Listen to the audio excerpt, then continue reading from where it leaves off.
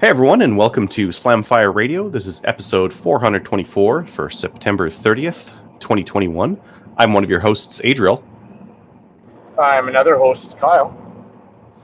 And I'm Mo. Kyle is flying somewhere. You're in an airplane, Star Destroyer, something or other. Yeah. Sure. He's in a secret vehicle heading to a secret location, apparently. Very secret. All the secrets in there. So why don't we get into What We Dig in Guns? What We Dig in Guns is brought to you by the Calgary Shooting Centre, Canada's premier firearms retailer. And right now they've got the Weatherby Orion 1. This is an over-under shotgun made by Weatherby, and 26 or 28-inch barrel, grade A walnut stock, Prince of Wales grip. I don't know what that is. It sounds like a dirty sex position, but anyways, just 7 pounds. The Prince of... I gave her the old Prince of Wales grip.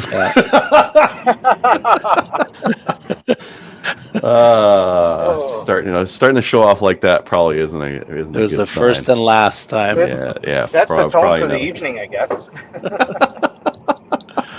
Yeah, exactly. Mo, why don't you take us away? I think you've got the meatiest update. I went back home to Ontario to visit family and shoot a couple of matches. A smaller one on the Friday was 6 stages in Guelph, Ontario. It was fun and pretty good day. Weather-wise, it's starting to get a little rainy, or it's about to rain towards the end, but it held off. And then Sunday was the big one because it was the Ontario Provincials, and it wasn't my first level 3; it was my second because I did the Quebec one as well. But so this one was a 15 stages, and it was a long day. It was a long day because we started.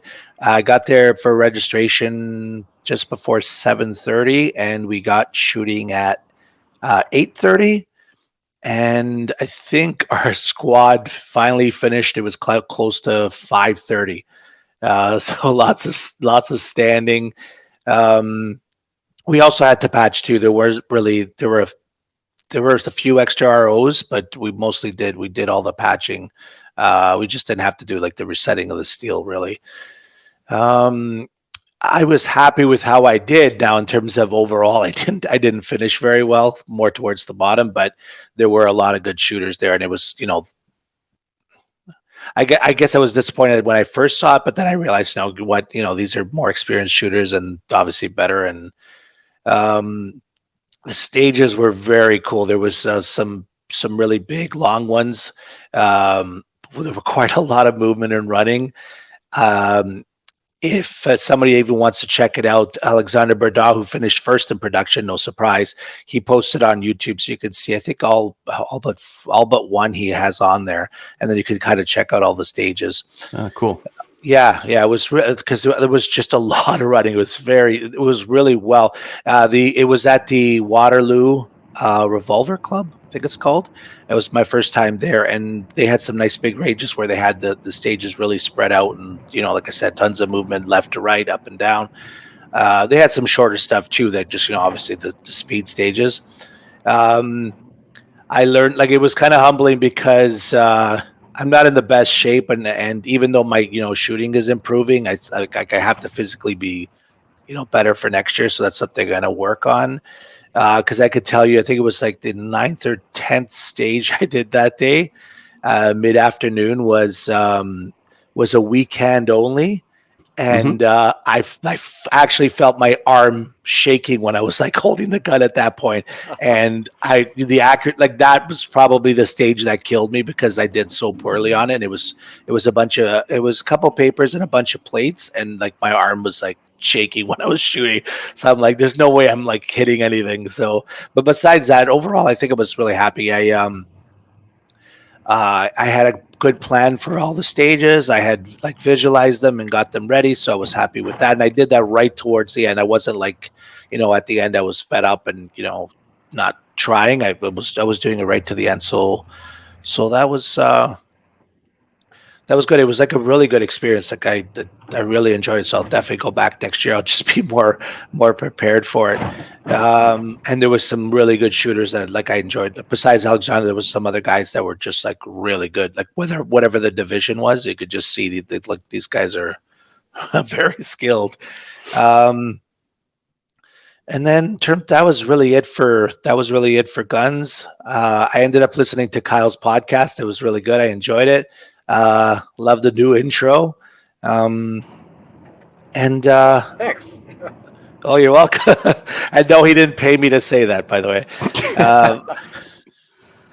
And then I guess I'll transit endorsements. No. No. And that's really it for me. How about you, Kyle? Well, Saturday we had a work bee at the range to continue working on the rifle ranges, and it went pretty good. We had 11 people out there helping, and we ran out of timber and got probably 2/3 of the sand filled in. Basically, as far as we could reach, got filled. So it was a good turnout, good progress made on there. So now we're just waiting for more wood to continue working on it. And I'm going to take it to that he's. Oh, it's because he's on the road. Maybe I'll go into mine and then maybe we'll have some better reception in a minute here. Just prepping for the team match in Peace River. That should be a good weekend. Are you still there? I'll do mine. I'll talk through my stuff. Yeah, go ahead. Kyle's on the road. Okay, so Saturday was a CRPS match. So Rick was coming through Alberta, and we did some like mild setup on Friday, and then we like Friday night, and then we went Saturday, and I shot the CRPS match. He shot it too, actually. Yeah, so we shot the CRPS match. It was good. I was using that Grey Birch 1022 setup. Had plenty of elevation with my setup there, so that was fine. I would say that my like bipod, all the equipment was fine. I did not know my dope to the level I should have, and that means I couldn't really connect on anything that was too far out. All the close stuff I had no problem hammering. It's the far stuff where I had no idea where I was hitting. What would have been the longest distance? 300. 300. Okay. Which is quite a bit of dialing with 22. You're cranking up like 35 MOA or whatever. Yeah. So I didn't know my dope. So the thing to do would have been to go out and confirm dope at like many different distances, and then have that taken down, and then write it out on the matchbook. And I wrote it on the matchbook. I confirmed at 200 the night before. I was like, yeah, I'm making impacts at 200 with what Streluck's telling me. Good enough. But it didn't play out that way for the rest of the day. So, yeah, I made a lot of misses where it was like I had a nice solid position. I feel comfortable in the shot I squeezed off, and still did make an impact and one of the things about shooting CRPS is that if you're in a field and like downrange at Chaz is a grass field, you've got the targets up on a stick. You don't see a splash. There's no splash behind it. You don't know if you're high or low or left or right. It's just somewhere, right? So and sometimes you will see a splash, and it might look like the splash is below the target, but actually that's because it's another 50 or 100 yards down range, and it's just hit the ground, right? So that didn't go well, but I still placed like mid pack. I would say that there was quite a bit of difference between like me and like the guys who were near the top in terms of skill and equipment and ability to shoot that kind of a match. There's quite a ways to go there, but I don't shoot a lot of PRS style shooting. I just do this one because I like to, and I like the fact that it's coming through, and yeah, it's good. How many stages would it have been? 10. 10. Okay. Yeah.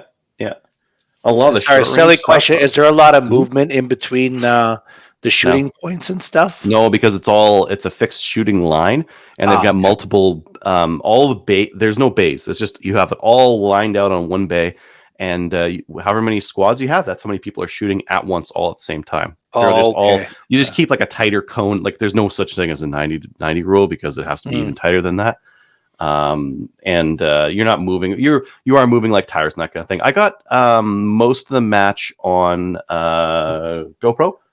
So I'm gonna do a video afterwards. It's like all about CRPS from like a ignorant standpoint because I wouldn't say I'm a pro or anything like that.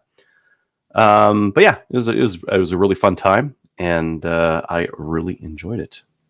Good. And is it just an accuracy sport, or is there a speed component to it too? I mean, a little bit of both because they're timed, so you have 2 minutes per stage. Okay. And a lot of the times there'll be like a max round count, like 10 rounds or 12 rounds or something.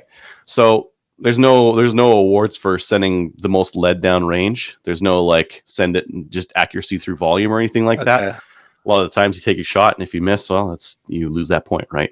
And you have to make hits for points. So very much an accuracy game. Knowing your dope, a lot of dialing. Because you could be shooting at something that's 100 and then shooting at something that's 225 and then back to 100. So you got to dial up on your dialing, right?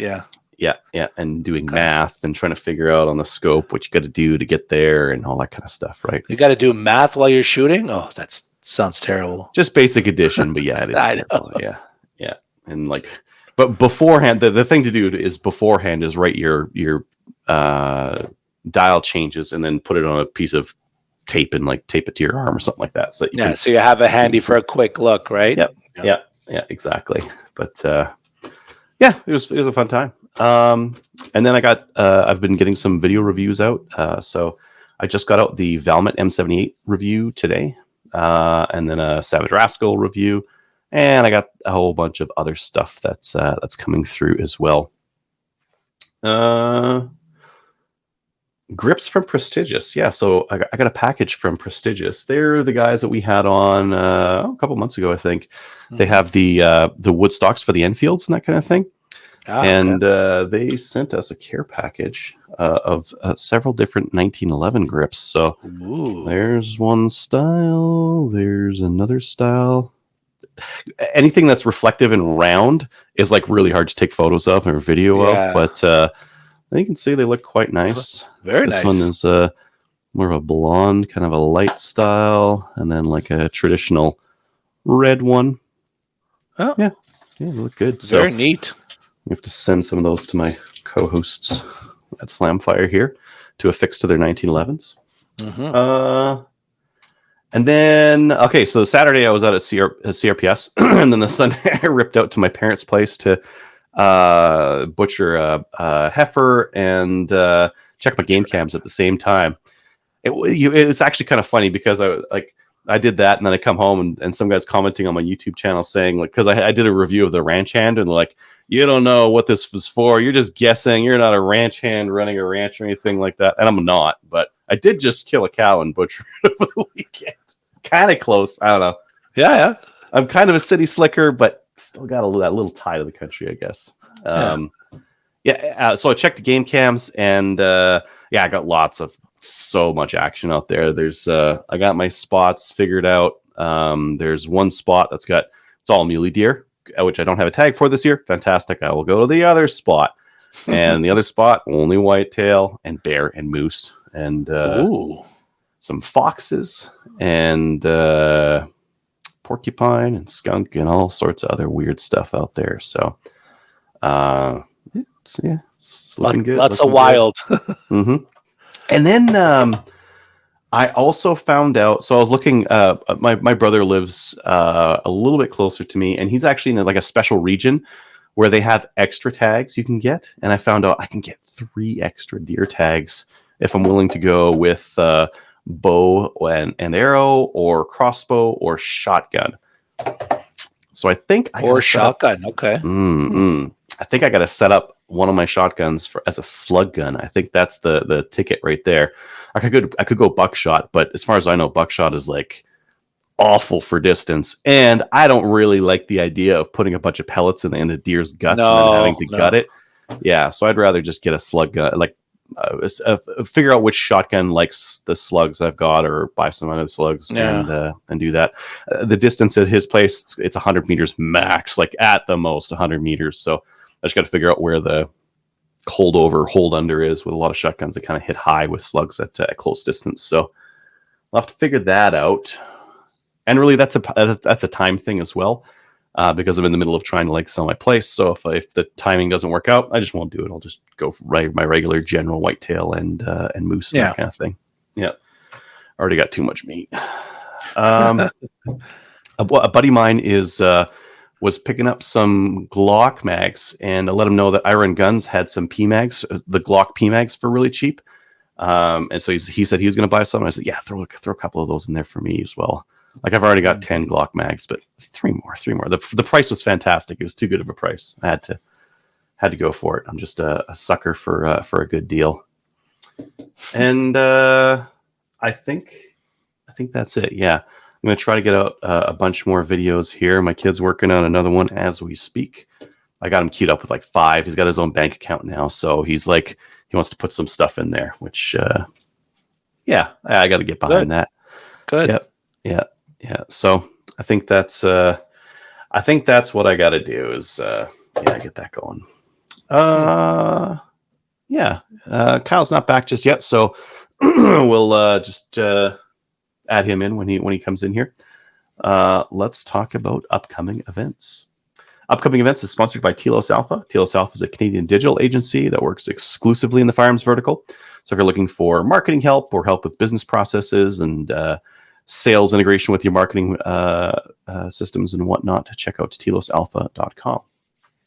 Right now we have some upcoming Maple Seeds with tickets available in Hampton, New Brunswick. There's a couple in BC, and there are Sayward, Kamloops, and then in Alberta here we have Lloydminster. Alberta? It's in Saskatchewan, really, but it's right on the border. So Lloydminster and Drumheller are also coming up. So you can sign up on mapleseedrifleman.com, and the events are linked over there. And then the Hampton, New Brunswick, limited time offer, free selfie with Gallon and an adult story during lunch to the first 100 participants. Oh, very fancy. Yeah, you don't get those out west here. No adult stories. No. And then ladies' days, just stay tuned. And we're heading into winter here, so I can't imagine we're gonna get a lot more events. It's gonna get quiet again. Plus, we're gonna get like COVID restrictions probably soon here as well. In Alberta, at least. Maybe not. I don't know. They haven't done it yet. Our peak, we're like over here. Like we plateaued like a week and a little bit ago. So yeah, they'll probably start going down, or maybe it'll start going up. Who knows? You never really know with what's going on here. It's never going away. Ugh. I don't know. I'm fine with the way it is right now. I still get to do outdoor activities, and I still get to go to the range and go shoot matches and stuff like that. And I don't know. I got to wear a mask at some place. I don't really care. True. Let's get into the news. So the first one here, this is kind of you reap what you sow, I think is what this is. Smith and Wesson is moving their headquarters. They're leaving Springfield, and they are moving to Tennessee. So they were in Springfield, Massachusetts, which is has pretty strict gun laws. Like they're on level with New York and some of the tougher states. California. Like California, that's right. California. How can I forget? Yeah. They put a ban on assault weapon manufacturing. That's a very specific thing. That's basically like a ban on Smith and Wesson, right? That's like, get out.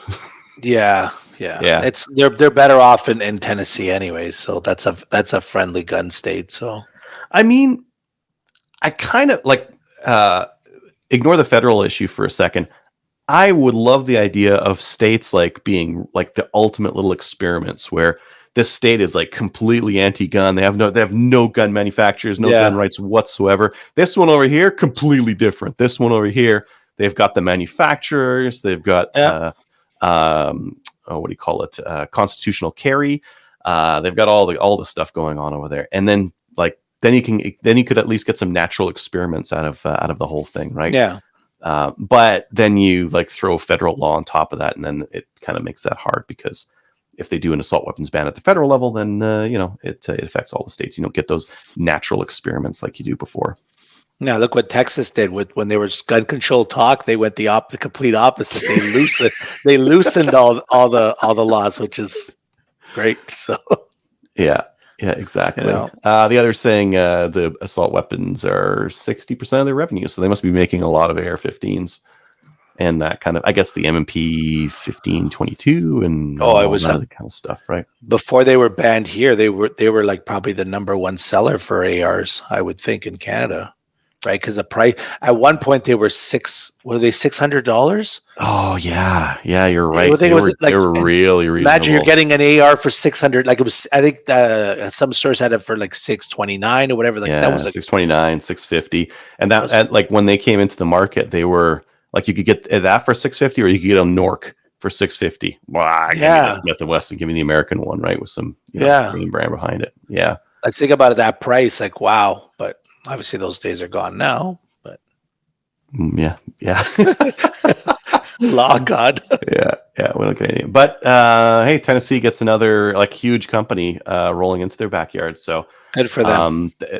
Really good for Tennessee. So they could use the jobs, they could use the employment, and all the benefits that comes with having a nice big company in their backyard.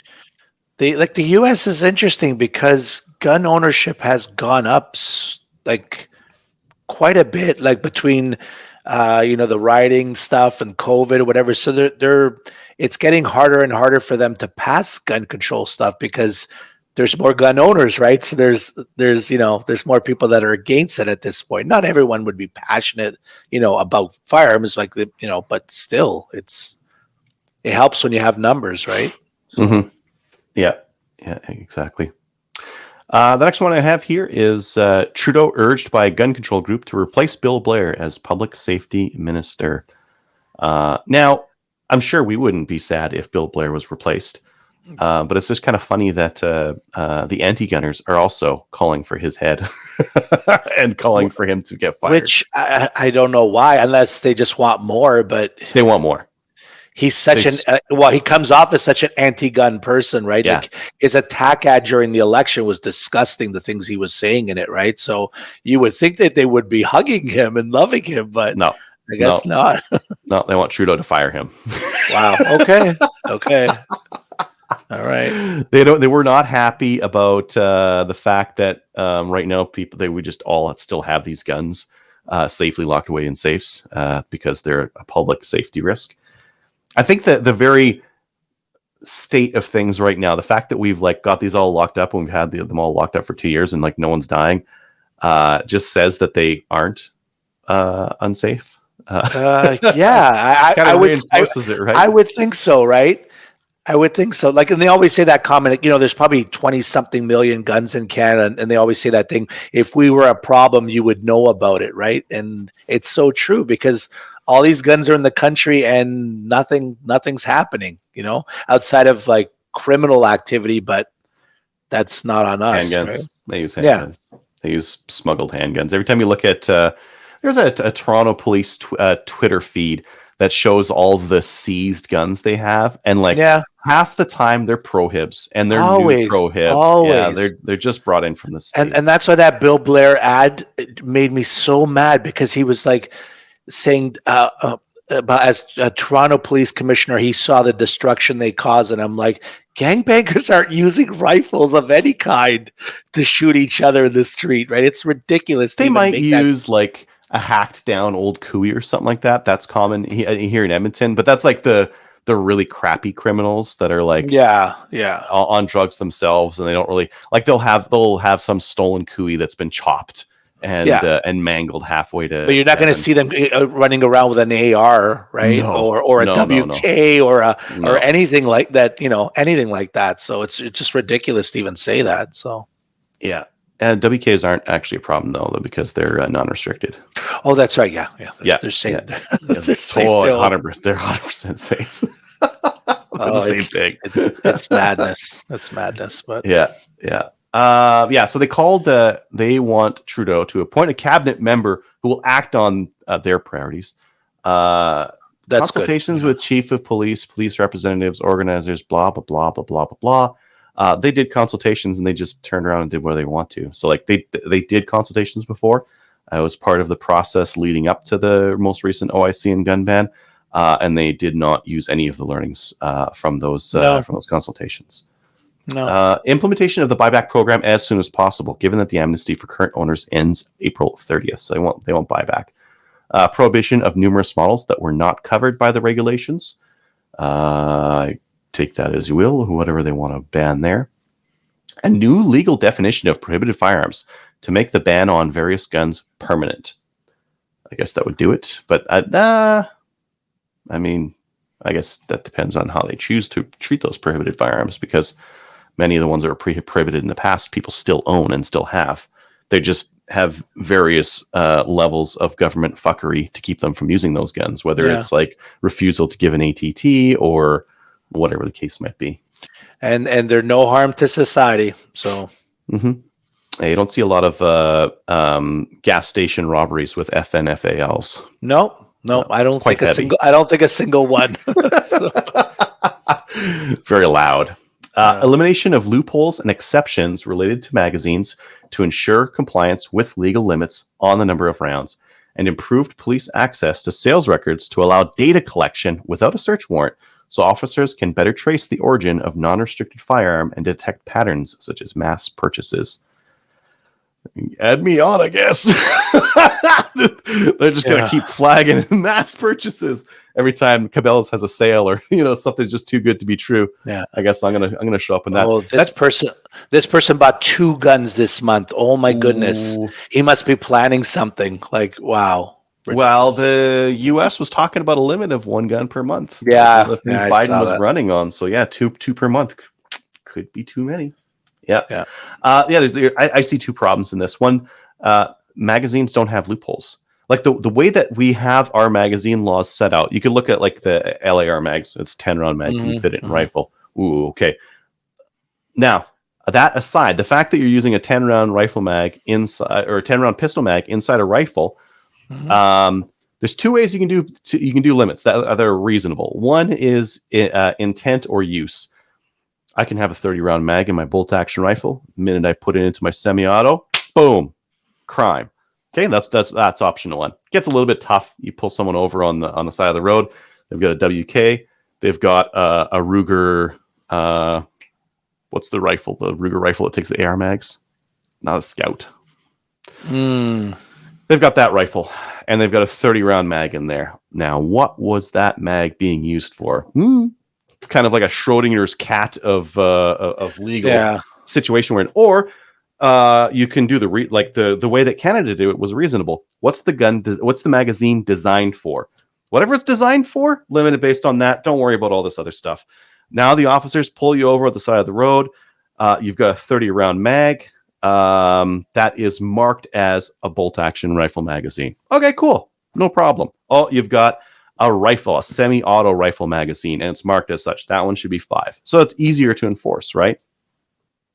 Until you start doing what the RCMP is doing, and then Beowulf mags are all of a sudden limited but not limited, and this 22 one over here that was designed and manufactured for rifle was actually designed for a pistol. Like they've perverted this whole like really simple way of classifying magazines and enforcing classification of those magazines as well. And I mean, really, what are we talking about? We're talking about 10-round mags in rifles. Like, who cares? This is not a priority. It is a priority to them. They're trying to prevent all these mass shootings, and it's like, where are these mass shootings? And the mag size has nothing to do with it anyways. So mass shooters doing the mag changeover with mags. No, I don't think so. I was going to go out and commit a mass shooting, but I don't have enough mags to accomplish it, so I'm not going to do it. It's idiotic. Yeah. The other issue in there is is this idea that gun owners have far less rights than criminals. Criminals don't face this kind of warrantless search and aren't subject to this kind of stuff. And like, if this was like I don't know, a very small portion of the Canadian public, like let's say people who buy like dynamite and that kind of thing, and you got to do background checks on them once in a while. Okay, it's a very small portion of the population, very very small. But like, there's 2 million PAL owners in Canada. Yeah. There's 1 million RPAL. This is like a substantial portion of the public that we're subjecting to these advanced warrantless search and surveillance for nothing. Yeah, and it's all from a little small anti-gun, these tiny little anti-gun groups that seem to have so much weight with obviously the current government, but it's like, their voices are louder than ours, even though we represent millions and they represent dozens. Squeaky wheel gets the grease. Yes. Yeah. Indeed. Anyways, that's that news piece. Nothing will happen. I don't think Trudeau's going to fire Blair for any of this kind of stuff. It's not nearly as bad. Oh. Some of his other ministers have done way worse stuff, and nothing happens. But actually, now's a good time. Kyle, we just kind of got half of your update there, so you probably were driving through a no reception zone. Did you want to finish off your what you did in guns? Sure. You want me to just start from the beginning, or I don't know where it cut out. So you were doing work at the range with some of the guys, and you ran out of wood, and I think that's where it left off.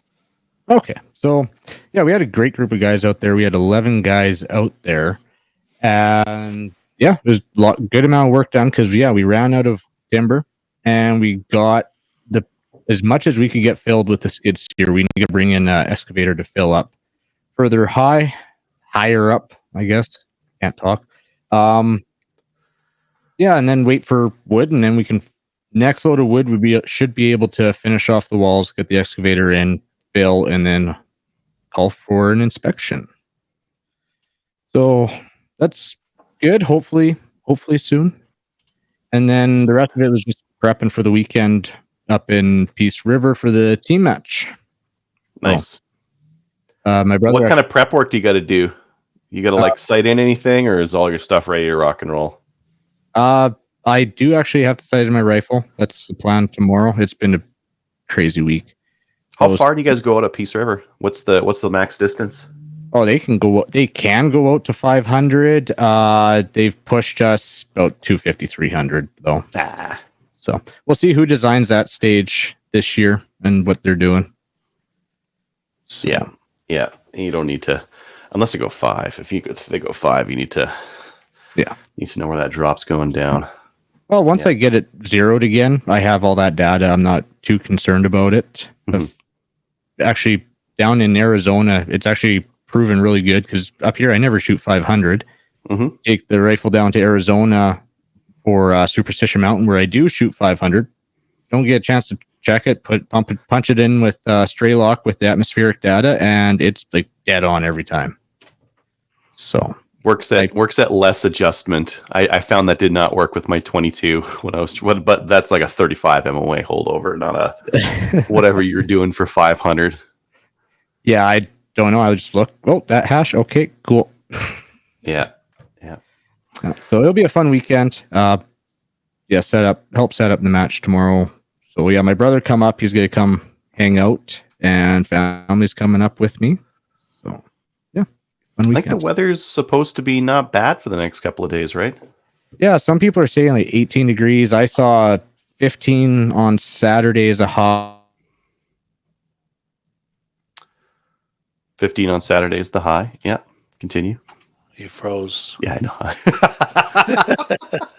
Yeah, I'm just messing around. Yeah, it's going to be a great weekend. I think this guy's going to have a lot of fun out there.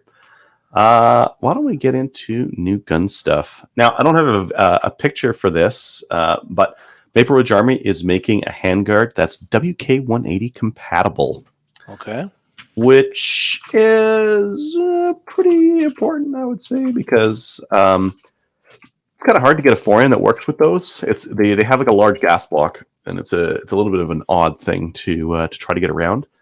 and Maple Ridge is in Canada, and they're making their forends are really nice. I have more than a couple of them, and and 13. it's good to have those. Oh, that was interesting. Got a couple of extra data packets, and then it decided to quit. We had This is not my night. Well, there's going to be 15. It's going to be great. Anything else? No, just looking forward to the weekend. Get out shooting and hanging out with some buddies. Awesome. The next one I have here, there's a new Marlin made by Ruger. One of you guys put this in, coming out in December. I did.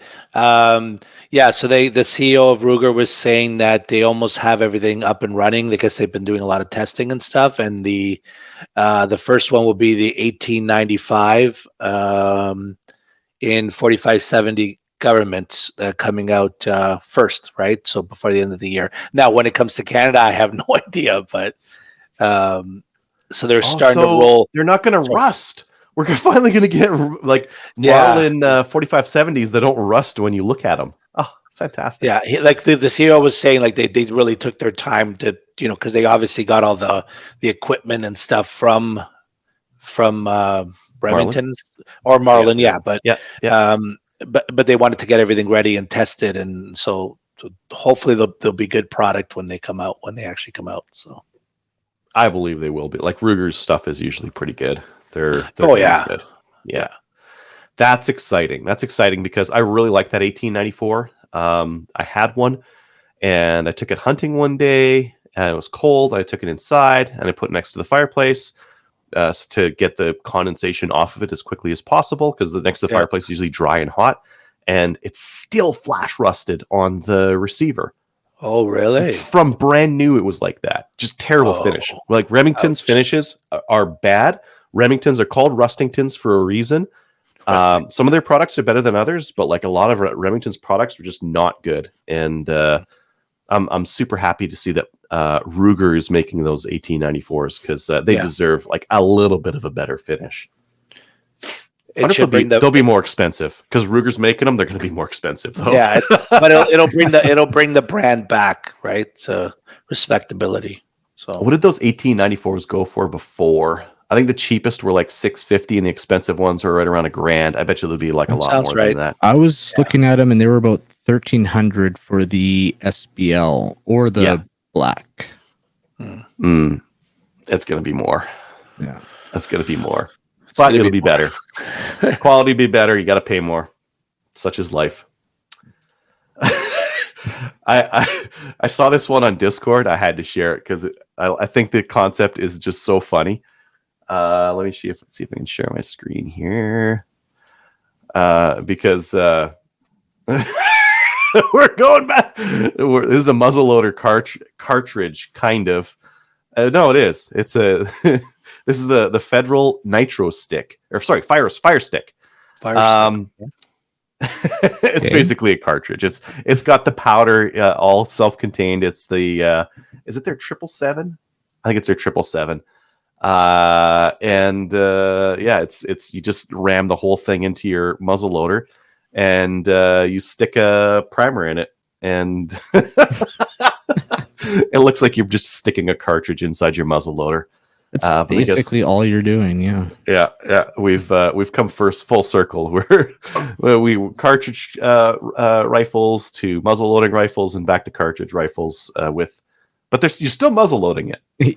Yeah, I like the idea. I don't know if any of you guys have been hunting with a muzzle loader or like an inline or something like that, but carrying ammo and stuff, carrying components of ammo is a pain in the butt. You have to take these like specially made things for it, or you need to paper wrap it or do something to carry the stuff. And this looks, well, that's about as convenient as you can get. I could see you could very easily throw 2 of those in your pocket for 2 extra rounds if you needed to, if you like wounded an animal or something like that. So that's kind of neat. And you can just stick the primer in there as well. I just thought it was funny. It's basically back to a cartridge. The next one we had here was the CZ TS2. So Rangeview Sports has these back in stock. I like the TS2s. They're a different size though than like a Shadow 2 or something like that, right? The mags are different. But if you shoot 3-gun, or if you shoot standard division in IPSC, I guess these are better option than the Shadow 2 if you want to shoot one of those two. Yep. Comes with the gas pedal? The Deep Bronze and the Racing Green comes with the gas pedal. The base model does not. But the base model is $16.99. Like if you think about it, Shadow 2 or this. Now, if you get a Shadow 2, you still need to get the magwell. You still need to do the trigger stuff. This is a single action, right? Single action only trigger. So it's got a very short reset, single action only. All the controls, the size of it, like it's a pistol that's not trying to be in production, yet still reasonably priced compared to like a Checkmate or something like that, right? Okay. Interesting, yeah. But these are quite heavy, and I think the other thing that's a downside for 3-gun is that there's not a lot of active retention holsters that are made for this, because this is not a gun that's made for running and gunning the way that 3-gun is. It's made for like IPSC where you draw it immediately. Right. And I think that's all I had, right? I accidentally closed it. Yeah, that's all I had. So for the main topic, I was kind of thinking about this a little bit earlier today, because I was talking to some people on Discord, and they were making some mistakes, and I was trying to like steer them away from it. I thought a fun topic might be mistakes we wish we had never made in relation to like gun ownership and that kind of thing, because I think that's one of the better ways of teaching new people is telling them about the stuff that you did that was a mistake, and maybe potentially correcting it. So I don't really have a format though of how to go about it, other than like a couple of topics. Storage. If you have you guys made any mistakes in storage or transportation? Not legal mistakes, because you'd never make any of those, but like in buying or equipment or anything like that, or learning or training. Well, for me, I bought a what was the safe? What's the safe called? It was from Cabela's. Liberty, and I made the mistake of going to pick it. It was a 26 gun safe, and I made the mistake of picking it up on myself. So that was a chore. That was a chore, like, putting it to the edge of the, in the trunk, and like sliding it in myself, and then getting it into the. Yeah, I completely moved it myself, which was not smart. How heavy was it? 365 pounds. Wow, that's light for a 26 gun safe. Holy. I think it's 26. Yeah. I'm trying to remember now. That was a mistake I made of moving it myself. I should have obviously called somebody, but anyways. Yeah. I think that safe is buying a nice big safe is a good idea right off the hop. I think I'll go a couple different ways. If you wanted to, you get one of those stack-on safes from Canadian Tire. They go on sale every once in a while. $100. It's not that's the super skinny one. It's the one that's like a little bit bigger than that. It's just crappy sheet metal. But even like buying that for $100, the price is low. You'll still use it afterwards. After you get a nice big safe, you'll eventually fill that one up, and then you'll still use that little like stack-on once in a while. So I was actually going to say that was my mistake, is buying one of those stack-on cabinets. Oh, that's it. And not going out and just saving the money and buying a decent safe.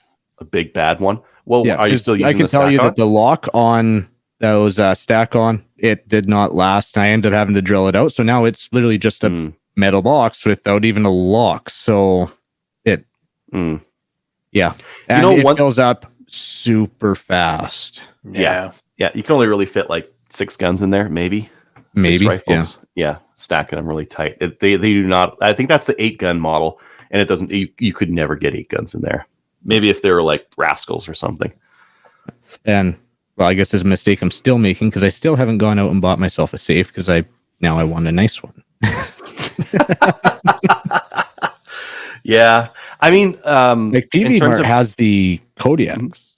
I like those. I can't remember who they're by, but it's got that like riveted steel around, nice rustic look. But they get them every once in a while, and then I'm like, okay, I'm gonna go pick it up. Nope, not in stock. Yeah, I've got Costco has a sale on safes every once in a while, and they've got a 16 or a 26. I don't know. It's 300 pounds. And I got that one for 300. And it's got a keypad on it. Keypad's amazing. Like keys are the enemy in any of this kind of stuff, because your safe, your case, your trigger locks, all, if you go keys, you're going to go insane from all the stuff. Absolutely. Yeah. That's a good other one. Yeah. Go combo locks on every combo, or keypads on everything. Go on eBay or AliExpress or whatever. Get some of the combo trigger locks. Get like a 5-pack of those things. Go get some of the little cable TSA locks, because like you have to have your restricteds double locked when you go to the range. But the thing is, like, if that handgun's going to be like right next to you the whole time, you don't need a fantastic lock on it. You're not stopping any criminal from getting access to it. So put the flimsy TSA lock on it so you're legal, and take it to the range and back. And then if you forget like the combo or it breaks or something like that, snip, and away she goes. Right, you're open again. Yeah, combo locks. Get combo locks for everything. Yeah. Don't even bother the little like crappy, especially those crappy ones that come with the guns, the cable locks that go through the action. The cheap plastic that like shreds off as you throw it through the ejection port. Those tiny little keys, right? Then you're gonna have a bunch of them on a ring, and it's hard to label them, and they're just annoying. I don't even like them for shipping, because when you ship with one of those things, if you want to put those cable locks, you got to put through the action. It makes the whole thing more bulky. I bought a bulk pack of like 50 of those little plastic screw ones for shipping mine. But I suppose for shipping, there's lots of different options that you could use. But yeah, combo locks for all that kind of stuff. What about I was thinking a little bit about like range membership. I was I've been shooting all my life. I've only been a member of a range for, well, not only, like I would say like 10 years or so, because I wanted to own restricteds. So, oh boy, it's probably longer than 10 years. Anyways, it doesn't matter. I would say getting a range membership was a good idea. For the longest time, I was like, nah, I want to shoot on private land. I don't want anyone else bothering me. I want to do my own thing. But the range has so many like little amenities that make it easier. Like the cleanup, there's like trash cans and dumpsters and all that kind of stuff. So cleanup is super easy. There's benches there. I don't have to haul a bench everywhere to be able to shoot off, or a mat or whatever. The ranges are all preset, so I don't have to like set up a beer box with a target on it and then figure out, am I at 100 right now? I don't know. Time to start shooting at it. It's all nicely marked for you. So yeah, it's all set up. There's steel. My range has steel at like every range I could possibly want to shoot at. So even if I forget my targets, they're like, I can still do something, right? I can still bang away at some steel. So that's convenient. And then I won't get the cops called on me. Like if you go out in the middle of nowhere, if you go to some public land and you start making some noise, there's a potential the cops might get called on you, and they might be like, "Oh, what do you got over there? Oh, alarm mag. I don't think these are legal. I'm going to seize this." And you're like, and you got to like argue with them about that, right? You don't get that at a range, because it's a shooting range. That's what they're there for. So as much as you do have to like get along with other people at the range and that kind of thing, I much prefer it to private land shooting. I hardly do any private land shooting at all other than hunting now. Yeah, I like shooting at a range. And actually, when Crystal and I first started actually shooting recreationally, not just to go hunting, we actually joined a member or a range right then, because it had the stuff, and we were starting with like 22 silhouette, and you had the matches, and we decided to become members then. But I would think, I know a lot of people who, I'm not a member of the range. Like you said, it's just that convenient that it's there. Or they're like, they have an associate. They have an associate membership just to have a handgun, and they never actually go out to the range with it. It just sits in their safe and does nothing, right? No. Yeah. Another thing on range membership, I would say like join some leagues, like do some shooting sports. Agreed. And don't be afraid of like, just jump into it. And then as soon as you like know a little bit, like start volunteering and like ROing and that kind of thing, because that's how you like the sport, all the shooting sports in Canada subsist on volunteers. There's no such thing as like I can't go to a paid 3-gun match where like I don't do any resetting. It's not a thing. Everyone's got to volunteer, so that works out. Your time basically gets spotted for you when you're first starting out, but after a while you got to start volunteering and helping out. Otherwise, those sports go away or they slowly wither out and die because there's just not enough people to run the matches. Well, when you volunteer around the club, even whether it's for an event or just around the club, you get to know people, and who knows what information they might be able to teach, and you find a new shooting buddy, or you learn about some other shooting sport, or something. It's how you build that community.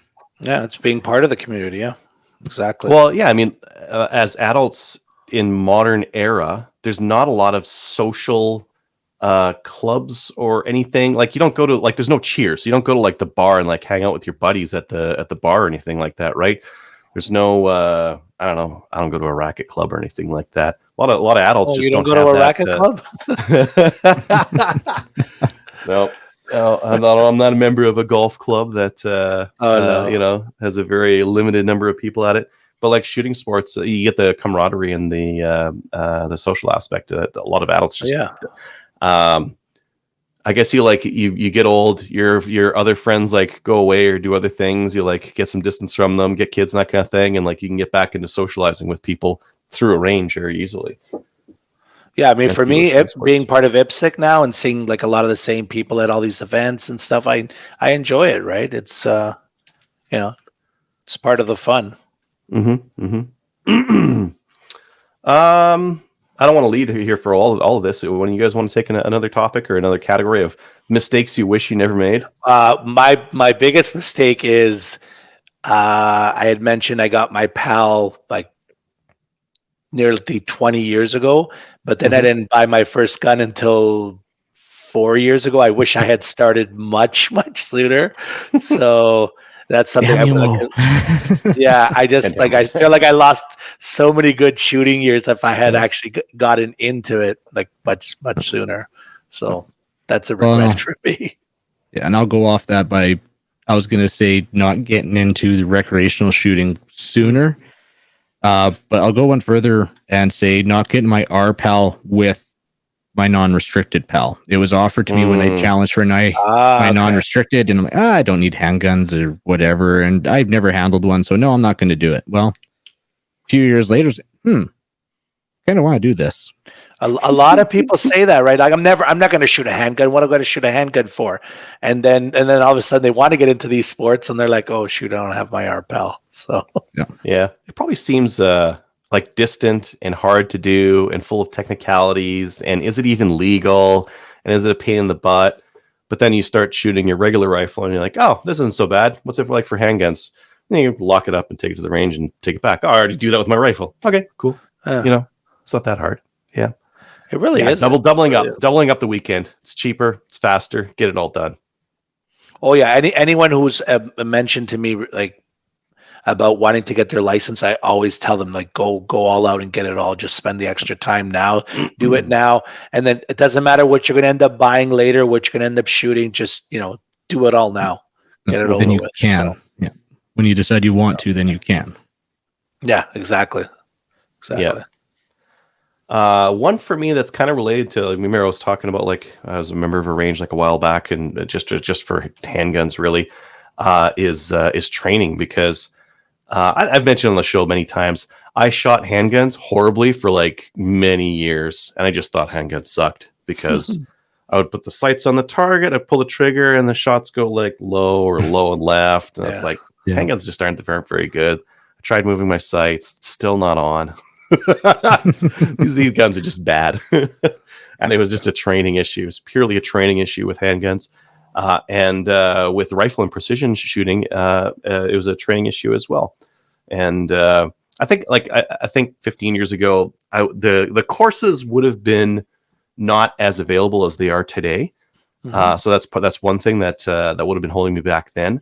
But for someone today, like, there's lots of courses. I would definitely take a handgun course if you're into handguns, and I'd definitely take a maple seed if you are into shooting rifles accurately, because there's so much that those courses just get laid down in terms of fundamentals that you don't want to go decades without knowing the fundamentals. Mhm. Me. Absolutely. So that's what I did. Yeah. Yeah. Oh, I got this, and then yeah. I don't know. I shot some deer. I can shoot, I guess. I'm pretty accurate. I can shoot a pop cat at 100 meters, but like you don't realize like that's not that good. You just don't know what you don't know, right? You don't know whether that's good or not. That's something that competition shooting helps with. It helps to humble your ego, helps to figure out where you exist in the world, and it helps to tell you that you suck and you need to get better. So I like that. It's really good at that. Humbling, yeah, definitely humbling. I got one for on gear with competition, and I spent a lot of money on gear, but that was over time, constantly buying new gear. So my replacing the same stuff. Yeah, like going to different mag pouches, like basically buying cheap off the bat, and then finding stuff. Like I'm not saying go Gucci high end shell caddies and everything right off the bat, but don't go with like. I mean, it works, and we say if that's all you can get it like an Uncle Mike's or Blade Tech holster, but you spend the money on not Uncle Mike's. Blade Tech's okay, not all Uncle Mike's. Or something from Amazon. Something from Amazon with a weird name and stuff like the Kydex textile holsters. No. There has to be a bare minimum on some of that stuff. Yeah. So and researching your gear. And I think shell caddies is one of them. And I do kind of trash on the company just because their shell caddies just aren't good. Yeah, they're cheap and I see them out there, but TACOMs, I would never suggest someone buy those because they take up so much space and they're just not good. And by the end of the season, you're going to be wanting to buy other ones. I have some. They're snapped a little bit because I laid on them. Yeah. So the same thing with buying your first gun. Do some research if you can. Shoot a bunch of different models. Like when I bought my first pistol, hey, that's a cool pistol. Now it is a nice pistol. It's a SIG P226. But especially for me learning how to shoot, it was actually not a good pistol for me. That it actually doesn't fit me right. I had no one really helping. I was like, do I go get the 1911 or that? And I'm going to get the 226. That's what that's what our special forces use. That's what it's I'm newer than the get. 1911. Yeah. And it's still a good pistol. I still own it, but it probably shouldn't have been my first pistol. And I should have actually gone out with somebody who knows what they're doing, actually figure it out. And like Adriel saying, you always says when this topic comes up, you don't know what fits or doesn't fit. So spend some time with somebody at the range if you can. And yeah, of course. So it's so hard though, because I mean, I'm sure you've seen that everyone's happy to give their advice. Some of the advice is good. Some of the advice is worth exactly what you paid for it, and and new people get that. So it's really difficult to know when you're talking to someone who knows what they're talking about and will steer you in the right direction versus someone who will just get you to buy what they bought or get you to buy something that they think is cool but is completely not suited for you. Yeah. For sure. Yeah. And there are people out there who will say, they're cheap, go buy the TACOM shell caddies. I'm just using that as an example. And I would never tell someone to do that. That's my personal thing. And no, they're much better for a little bit more out there. Yeah. I think there's some pretty egregious stuff. The textile holsters, just not very good. Don't be bothered with one of those. That was my first holster too. Yep. Geez, I think about handguns that I've used in 3-gun. I went from an MMP to an FNS 9L to did I go to the Glock right after that? Glock, Shadow 2, and I'm currently with the Shadow 2, and I'm probably I would be fine just sticking there for the rest of it because the gun's fine and I don't need to do anything to it. And I think that trying to start with one of those other ones is fine, but I think if you were a new buyer, I'll go counter to the doing all the research and then buying the perfect gun right off the hop. Get a used pistol that is still in good condition, at a good price, like let's shop around, try to get like a really good price on a used pistol, buy it, shoot it for a bit, and then sell it and buy what you really want, or buy something that you figure out is better, because you won't lose any money if you buy a used pistol at a really good. They don't wear out. Like a lot of people think like, oh, like how many miles does it have? How many rounds does it have on the pistol? It doesn't matter. You can't shoot them out unless they were like competition. Like if it's heavily modified, don't buy it. You want something that's like stock, like a stock Glock 17. You buy a Glock 17 Gen 4 or Gen 5, it'll be fine. Shoot that thing for a while, and then after you're like, okay. I think I'm going to shoot IPSC now. And this Glock 17, I could use it, or I could buy a Shadow 2, and that's what I really want. And you could take that Glock that you paid $600 for, and you could sell it for $600 once you're done shooting it for a year. And you like lose the price of shipping on the top of it. Like, who cares? It's a very cheap way of good use out of it, right? So basically free rent, right? Rental pistol for free that you get to keep at your house and just sell when you're done with it, right? So I took a little bit shorter route with my pistols. I had the 226, and then made my down payment to order my STI DVC Limited. Straight for the big guns, eh? And then I bought a Glock and modded that out to shoot for the interim until I had my STI. Nice. That'll do it too. Yeah. But when going with handguns, the other thing that I see often is people buying weird stuff or not common stuff. You want the most common pistol, because the most common stuff out there will have holsters, mag pouches, cheap mags. It'll all be available. If I want to go get a magazine for my $1,200 Shadow 2, they're $35. They're super cheap and they're everywhere. If I want to get magazines for my FNS, which is like half the price of my Shadow 2, they're $75 each. Like you get nailed on all these little things. If I gotta get a holster for the stupid thing, that's its own special weird thing, right? So, yeah, I would say, especially for the new shooters, don't, like you were saying, don't go get the raced out. I would even add, don't get the raced out ones, because you're going to be always working on it. You're gotta be constantly tuning mags, just cleaning it, making sure it runs, because it's so finely tuned that the littlest bit will just knock it out. Yeah, I see the open gun shooters and all the stuff that they're doing. I'm like, that just seems like too much of a hassle. No thanks. If you're into it, it's fun. It's just like a race car. I get it. You go for a run down the track, and then you're rebuilding the motor, or at least hooking up a laptop and retuning and figuring out how that last run was and tweaking. If you're into it, cool. For a new shooter trying to figure the game out and whatnot, don't add too much constant equipment maintenance to your regime. Good point. Yeah, and you can like definitely on the pistols, that's a concern. On rifles in Canada, that would be good. Actually, shotguns too. Semi-auto shotguns. There's some semi-auto shotguns you can buy that you're like, oh, you might need to replace the extractor on this one, or you might need to replace the recoil spring, or you might need to like run 200 rounds of high brass through this and then like work it in, or something silly like that. Or you can just buy the one that works. Buying the one that works, like the reliability of it is important. It's like a car. If your car breaks down on you like first week, you're like not gonna have any trust in it, and your enjoyment of it is going to be way down. Same thing with guns. So I agree with you. If you're gonna be new, buy something that's just reliable out of the box, a Glock or a Shadow 2 or something like that. Shadow 1. Yeah. There's a bunch of mistakes that you can make on there. And then I guess there's some gear stuff too. I don't know about you guys, but I probably have 10 slings. I probably have 10 rifle slings. Yeah. And I only use like 2 of them. And the other ones, they just sit in my cabinet. They collect dust. I got a bunch of bipods.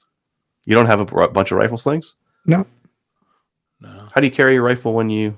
I got a couple slings, but I don't have a bunch of them. Like, I know the style of sling I'm looking for. And I've got hunting if I could get my dad's AR. Yes, the AR.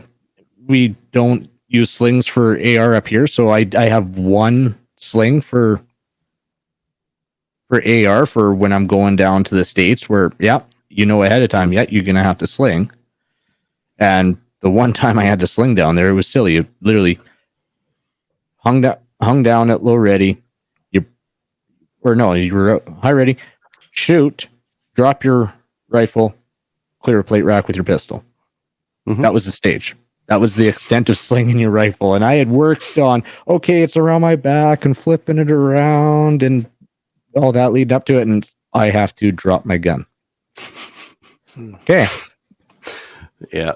Yeah, I've got I got a couple of AR ones because I've done a couple of like CQB courses, and for that kind of thing, like a single points or a 2-point, and I got like an MS4 and all this other kind of, and then I got maple seed ones, and some of them I use and some of them I don't. And I think that if I'd have just gone to the course, I would have figured it out. So yeah, rests. Just get a Junior the Rock or a lead sled or some sort of like really firm adjustable rest, and don't dick around with like cheap crappy ones in between. Yeah, there's no point. Like the standalone bag thing or the like different bags for the front. Just get an adjustable one right off the hop. They're $50. Yeah. And you won't have like a whole bunch of sandbags and weird stuff for your front rifle rest. For $50, can't go wrong. The Rock Junior is like an adjustable cast iron base rest. If you want to spend more, like there's better ones out there, but like that's like a minimum viable, like excellent rest for shooting a rifle at the range. And I would get something like that sooner rather than later, so that you're not. I see guys at the range all the time. They're trying to sight in the rifle for hunting season. They've got a rolled up jacket on the bench. And it's like, okay, that is one piece that's holding you back from like really good accuracy and fun. And like if your rifle's not steady, who knows? Like, yeah, maybe you're sighted in, maybe not. Is the rifle grouping well? Maybe it's you. Like getting that really nice rest is at least the front rest is, I find, is super key. I can always like bunch up my fist in behind the rear of the stock and adjust like that, or use a bag if I want to get fancy. But that front rest being steady is super important. I will add a caveat though. He could, I don't know the situation, but that could be also practicing an actual position that you'd be using out in the field. Out in the field, you use your backpack, your jacket, whatever you have on hand in certain situations to get steady. So practicing building those you probably want abnormal positions. You probably want the Rock rest or something like it for sighting in, and then you want that for if you want to do like field expedient stuff. Yeah. Because now you're not sighting in. Now you're practicing shooting in realistic conditions. Oh, for sure. Yep. Yeah. Practice shooting off your bipod. I guess sighting in your rifle is a good idea too. Sighting your rifle, sighting in your pistol. Not your pistol. I'd say that's a big mistake I think a lot of people make, and I still do. At times I shoot my hunting rifle is sighting in before hunting season.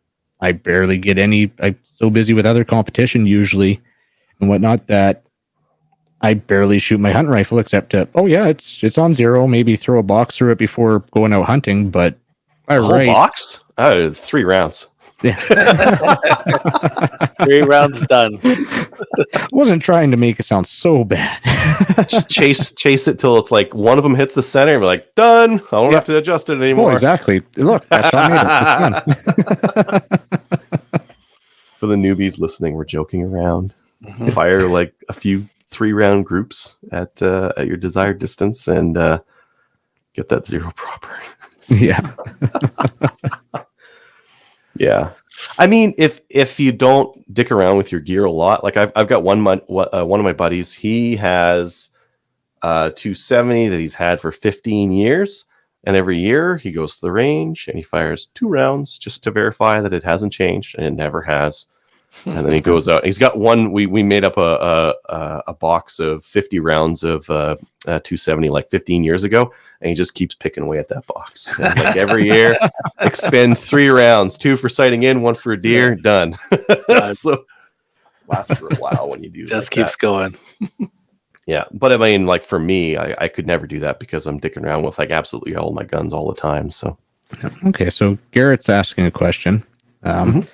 Thinking of mostly hunting, but have interest in sporting clay, skeet, bird hunting. Would a solid pump be sufficient, or is it better to go up to a cheaper semi?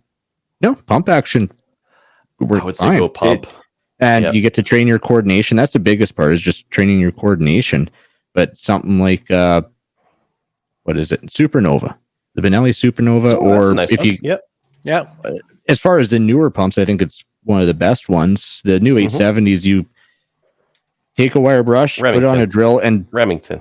ream in that chamber because you will get brass stuck in there. Maybe an older. What about a used 870? Oh, a used. If you can find a Wingmaster like what I actually used for gross, absolutely. Those old 870 Wingmasters, hands down.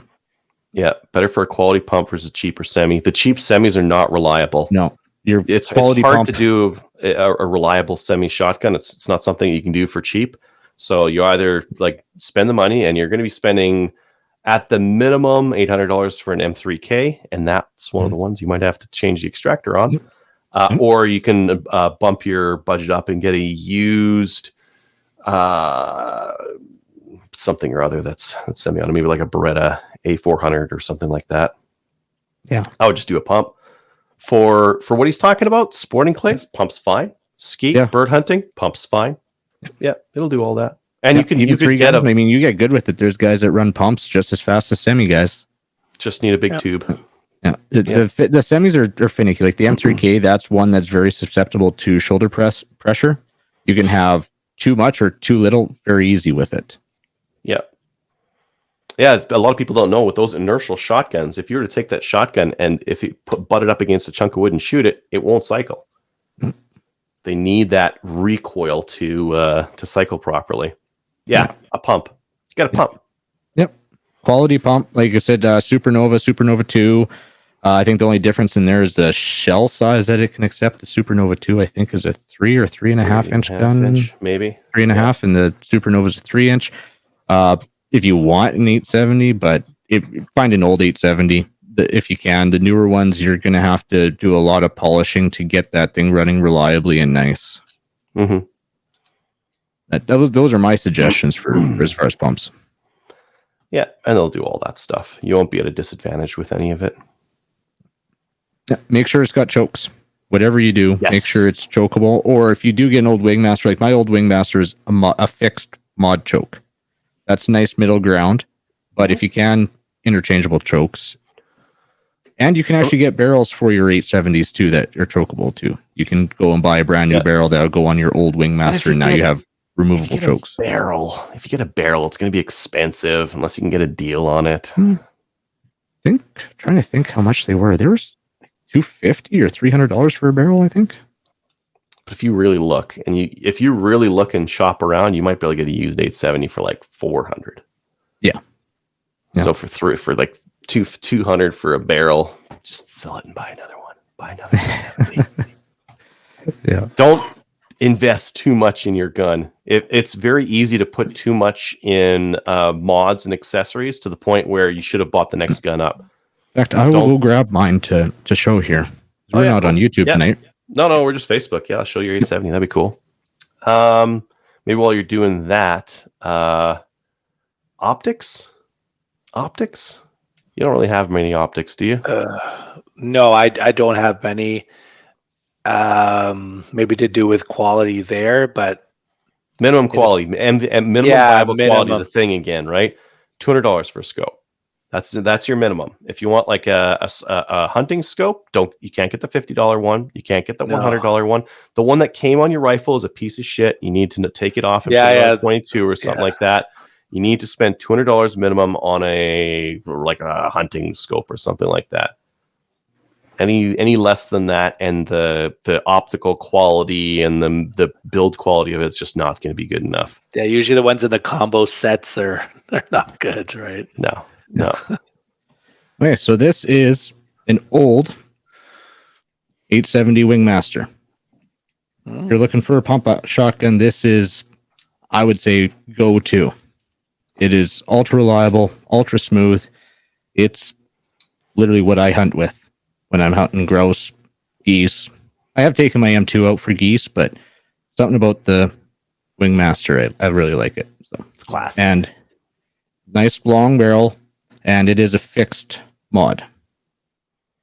And is now one thing to look for when you're looking at 870s should be fine. Steel rated, that kind of thing. Those should all that's fine for steel, right? Yeah. Because if you're doing waterfowl, you'll probably be shooting steel out of it. One thing to watch for though is like on these older ones, like I'm actually just looking at mine, It is a 2 3/4 inch chamber. Oh, interesting. Yeah, it is Okay. that old. Yeah, you need 3-inch. You need a little bit Right. more room for all those steel pellets. Yeah, if you can find it, yeah, it's just more advantageous. That's one reason why I typically would take my Benelli out for geese, but going out grouse hunting or whatever, and I don't know. I haven't even looked for steel and 2 3/4. I don't know if you can actually get it. Can you? Yeah, it's just not. It's not nearly as good. Like the load ability isn't very good because you can't get the shot in there. Where like so the jump from 2 3/4 to 3-inch, it makes a big difference in the shot. I would say the jump between 3-inch and 3.5-inch, like there's a big performance advantage there. I don't think it matters a lot though. I think if you were to go duck hunting, like your 3.5-inch definitely doesn't matter. For goose hunting, I still don't think it matters all that much. Well, I look at it. I've shot 3.5-inch, and do you really need to destroy your shoulder that much? You're not adding. I don't think you're adding a lot of extra distance going that route. That I don't think it's worth it. Yeah, and if the duck or goose accidentally ends up a little bit too close, you just obliterate it. Yeah. Yeah, you tenderize the meat very well, a little bit too well. But yeah, we're just talking about optics while you went to get your shotgun there, and was just kind of saying like you can't get like the minimum viable for like a hunting scope should be like $200 plus. You can't go lower than that because if you go lower than that, the glass quality is like not very good. And reputable brands, because all the brands, like if you look at Loophole, Vortex, they got their lower end. Like I can speak to Loophole. I'm not very familiar with the Vortex line. I'm not a Vortex shooter. I'm a Loophole guy, but like you look at the VX Freedom, that lineup, that's all you need. Like on I got a high end on my competition, like VX6, but my hunting rifle has a VX3i, and it's all I need for hunting. And I'm actually looking at the VX Freedoms for if I actually end up buying my wife a hunting rifle. What's the price on those things? Less than 500. I can't remember. Okay. Yeah. There's lots of choice in that area. Vortex has some decent stuff, and those Loopholes, of course. Yeah, but you can't get a $50 or $100 scope. No. And then the other thing to consider, just because you can get more magnification doesn't mean you should. When like generally the costlier scopes, like an expensive 3-9 will have better glass than a 4-16 that's the same price, or a 5-25 or something like that. And you'll actually get you'll get worse glass, you'll get less clarity, and you won't be able to see the deer as clearly if you were just to get like a decent 3-9 or similar, right? Oh, for sure. And yeah, when you put in those wide range magnification, like you said, it's harder to get the same quality. It's harder for the manufacturer to get the same quality out of a wider range of magnification. I see a lot of guys going for like 4-16s and that kind of thing for deer, and then I'm like, where are you shooting? Ontario. Yeah. You're gonna be like 100 yards, maybe. Like, why you got a 4-16? Get the 3-9 will be lighter, the glass will be better, it'll be cheaper. Like, you don't need all that stuff. In fact, if they were more available, I would rather go for a fixed 6 or a fixed 4. I would love if those were more available, but there's very few manufacturers that make them. Like Weaver has a fixed 6 and a fixed 4, I believe. I think Loophole has one as well. Loophole does have some. I think it's more towards their competition, their higher end line. But yeah, they do have them. I'm shooting a 3.5 to 10 for my hunting rifle, and yeah, it usually stays around 10. So like you're saying, a fixed 6 or 12. I mean, that's a long shot. I keep mine around like 6 if I'm gonna hunt. I go against what everyone says, and I like having a big target, even though it's harder to stabilize on the target when your target's big. And I know I just can't get past that mental thing where I want to have a nice big target. Yeah.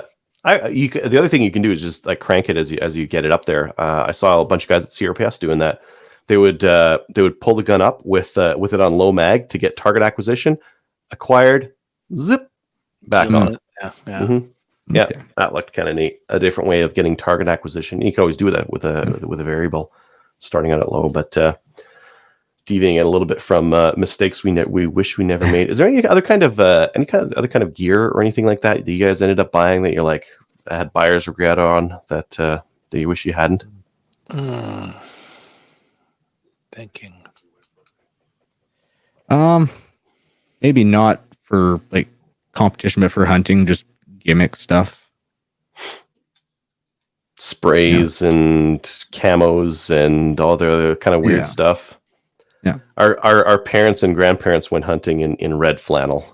I mean, I still like having good camo, and I am anal about noise, but like unnatural noise, I've come to realize, okay, natural noise is all right. It's that unnatural noise that's gonna get you. And like I bought a trigger. Here's a good example. I bought a trigger stick last year, one of the extendable trigger sticks. I'm like, okay, perfect. I can use it as a walking stick. Right on the thing it says, "Don't use it as a walking stick." But you put it down, and the spring inside sitting there rattling around. And so I consider that a mistake. I wrapped it with electrical rubber tape and then hockey tape, like white hockey tape, so that I can get my own little breakup pattern going with mud and whatnot. But another mistake, so I guess this is more following the hype of the industry. Rage broadheads, they're all the rage. I would say probably my biggest mistake in archery hunting was buying those and then trying to, and I'm sure on smaller animals like deer, yeah, they work good on a good shot, but you go moose hunting with one of those, no. I think my first moose, every arrow hit and penetrated, but it took 3 shots to actually expire with those rages, and I couldn't reuse a single one of them. So that was $100 and some pack of broadheads on one moose that I can't reuse again. Oh, that's interesting. I bought a fanny pack, and a fanny pack of any kind is wrong. So I don't even use it for hunting anymore. They're coming back, Mo. They're coming back. You're ahead of the curve. I got a buddy who uses a fanny pack for all his like little kits and caboodles and whatever, and he likes it. Yeah. I've just gone to wearing a backpack. I bought a Voron last year. I want a Kafaru, but I just started wearing a backpack. Yeah. I have emergency shelter, fire starter, kill kit with game bags. I growing up, and it's funny, I was talking with my dad, like we never did that. We went out with a pouch on our hip that had our knives in there. That was it. And then an ammo wallet. And now, like even a day hunt, I go put on a backpack. It doesn't have much in there. It's just a day pack, but I got a backpack in there that I'm going to be able to spend the night if I have to. I'm not saying right, wrong. It's just interesting how time progresses and things change. And people hunt differently. I lazy hunt. I hunt on like private land, and I carry like minimum stuff. If I need to sleep there, I'm gonna die. You have your limo parked near the entrance of the woods. I'll put it this way: when I shoot a deer, I tag it and I walk back, which is like a 15-minute, and then I grab a pickup truck and I drive to the deer. I'm not dragging that thing anywhere. It's going into the pickup truck. So I lazy hunt. So when I talk, I can't talk about what I carry in hunting because it's not practical for a lot of people who are actually hiking out in the middle of nowhere where they don't have reception or they don't have pickup trucks that they can just drive right up next to the deer. There's also all that other kind of stuff, right? If you do moose out in the middle of nowhere, you need a cart or a sled or some way of getting them out. And I never have to worry about that kind of stuff. Multiple trips, a quarter at a time. You know what I like? I've got a bunch of different flashlights and that kind of thing, but like headlamps are like killer for hunting and then that kind of thing. Because you're doing stuff at night, you're tagging or whatever. Like, do you want a flashlight or do you want a headlamp that just is on? Is just lighting up what you're looking at, and you can work and drag the moose up or do whatever you need to without having a hands free. Yeah, it's gonna be the first thing in the bag next to the kill kit, and ability to have that red light. Yeah. or the one from your video where you can go down to 1 lumen. That'd be interesting to see how that is at night, because I like the red light because it does not destroy your night vision at all. But 1 lumen is surprisingly usable. Consider like if you were out at night and there was a big bright full moon, you don't need a flashlight. You're fine, right? I don't know how many lumens a full moon is, but just consider that. Like if you just got just a little bit of light, it's fine. And then you just like that battery will last forever on 1 lumen. Oh, for sure. Yeah. Get a double rifle case. Don't get singles. Singles are like you're gonna start going to the range with 2 rifles or 3 rifles or something like that. True. It's way more efficient to pack 2 rather than 1. Don't get single rifle cases. Have arm loads just. Yeah, and the backpack straps, like I didn't think I would use them, but I use them all the time because like up and down stairs, or I want to do the dad thing and like take everything I need to the range to the van in one trip. I can do that if I got the backpack, ammo, range bag, rifle. Yeah. I would say like you were talking earlier about like competition equipment. I would say just don't dick around with it. Just get the good stuff right off the hop. Get the double alpha belt or whatever. Don't mess around with a stiff leather belt, or don't try to innovate on your gear. Just get what everyone's running. If everyone's running a 2-part inner outer Velcro, get that. Don't get a battle belt because you're like, this looks better, looks more comfortable and that kind of thing. But why is everyone else running all this other thing? It's probably a good reason. Yeah. Mm-hmm. Well, it depends what you want out of it too. I mean, if you want to do that and wear the plate carrier and do the tactical, then go talk to the plate carrier guys. Yeah, ask them what they run. Yeah. If you want to be competitive and play the game as it's initially well, not initially, but as it has become a race, get the race gear. Mm-hmm. Yeah. Yep. And get a GoPro. Don't get any of the cheap ones. Don't get the knockoff GoPro. It's a waste of time. It's a waste of money. Just get the GoPro right off the hop. One of the new ones is just waterproof out of the gate without having to need the case or anything like that. Get waterproof everything. You're going to be on the range in the rain. Everything's getting wet. So all your gear has to be like at least rainproof. Doesn't need to be like 1 meter underwater waterproof, but like at least like water resistant. And have a range buddy who can take your phone and video your stages, whether you post them or not, and review them. Mm-hmm. And for the buddy videoing, horizontal, not vertical. Horizontal. We're not recording for TikTok here. Sideways. Yeah. I've got video of my first 3-gun match. I should send it to you. It's hilarious. It's so bad. I got mine on a hard drive too, and it was at Chaz in an October match with me in a plate carrier and that, and it is brutal. Mine's so bad. You're like, oh my god, what are you doing? I was like trying to be safe, so I'm running with like the action open on my shotgun. I was like, oh, this is terrible. Well, you learn. Yeah. Oh yeah, I like looking back at that stuff because it's funny. And every once in a while, when I watch someone new shooting, I'm like, I did that. Oh, it's like you get to reminisce, right? It's a good reminder and be like, I was there. Yeah. We all have to start somewhere. Yeah, exactly. Cool. Anything else that we're missing, or anything that you guys can think of? Not offhand. All right. We covered a lot of stuff. Yeah, we did. I think so. Let's head on to listener feedback. Listener feedback is sponsored by Armory DC Gunsmith. Armory DC Gunsmith is a full-service gunsmith who specializes in firearms refinishing. He offers hot bluing, parkerizing, and Cerakote finishes, as well as wood refinishing. And if you're a newbie, you can just like roll in there, and he'll guide you right. He'll show you what to buy. Head on over to dcgunsmith.ca. Check him out on Facebook and Instagram. Speaking about Facebook, we've been getting to the questions and things as people have been asking. I don't think. Yeah, we've been hitting everything as it's been coming in. Yeah. We have this first email. I'll take this one. It's a little bit longer. Hi, Slamfire crew. I'll start off with a light-hearted topic about Quesnel weather.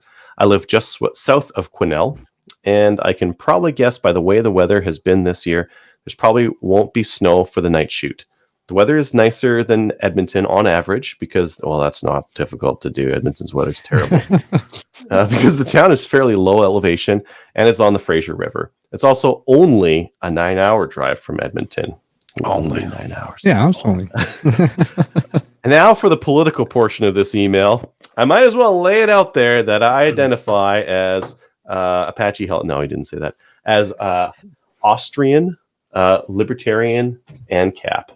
I think, isn't the N in there not Austrian? Isn't it anarchist, libertarian? Anyways, I really hate the state, as they say, but I also acknowledge that I have to work with what's in front of me. I noticed that most of the mainstream gun groups and media apologizing for the conservatives throw their base under the bus and losing seats because of it. The Yukon.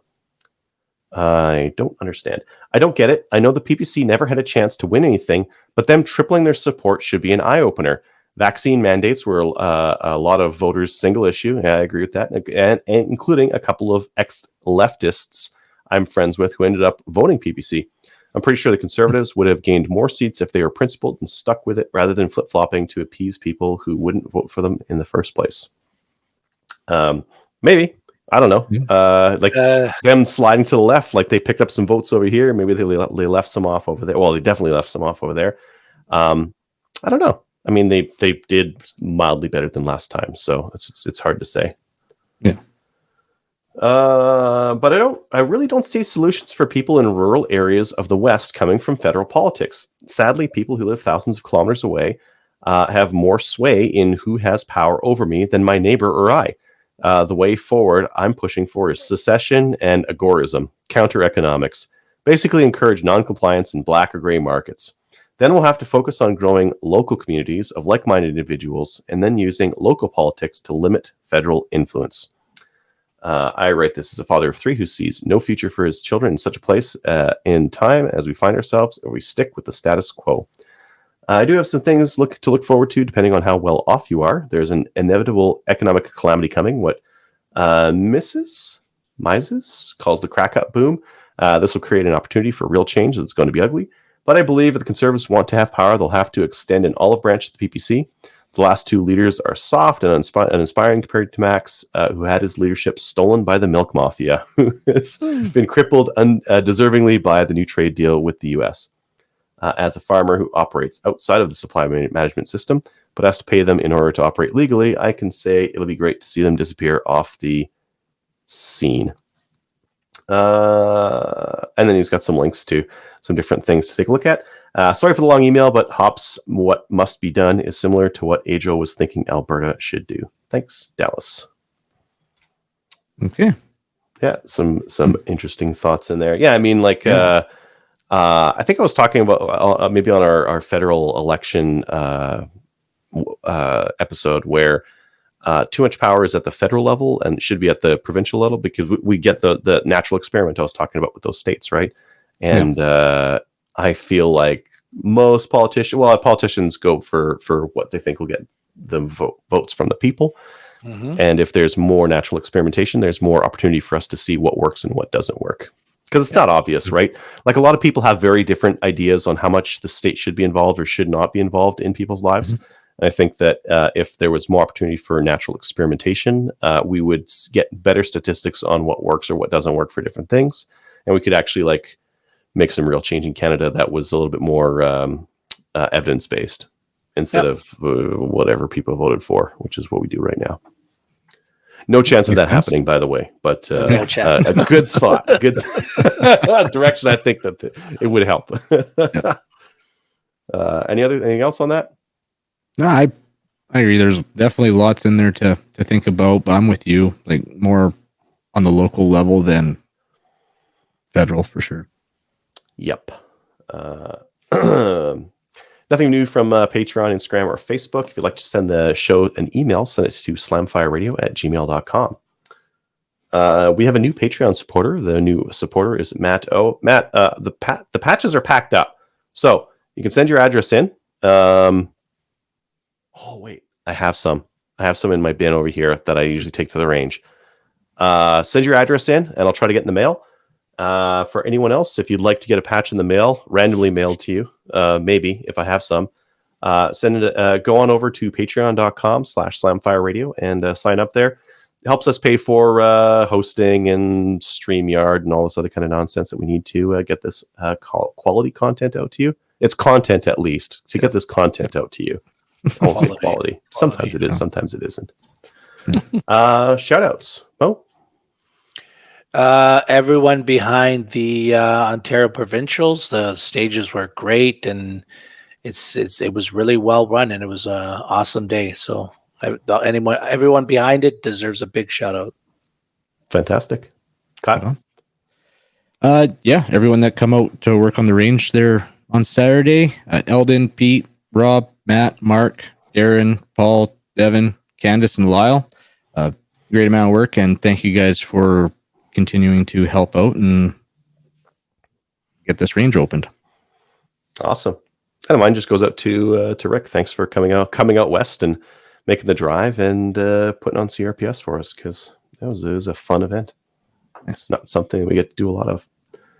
I should really shoot more ORPS though, because there was some ORPS that regulars there, and they were like way better than I am, and I can see it clearly. It's because they shoot this thing every month, and they're getting better and better and better. More check-ins to see how good they are, how not good they are, and sight in the rifle and have it set up for dope and all that kind of stuff as well. It's just I should probably do that. Bonus. You don't need that.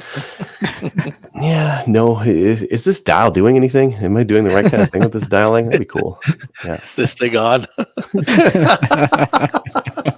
At least, in previous years, I had this happens to a lot of people. You accidentally forget to reset it in between stages, and then you go set up your rifle for the next stage, and you crank up even more elevation, and you're like nowhere near your target. I didn't do that this time. I reset it every time. I was cranked. I was dialed into my dope exactly every single stage. I don't know what my dope is. It's not what Streetlock was telling me, but it was set correctly. Finally, check us out on Gunners of Canada. Like us on Facebook. Give us a review over there. Join the CCFR, and we'll see you next week. See you next week. Good night, Kelly.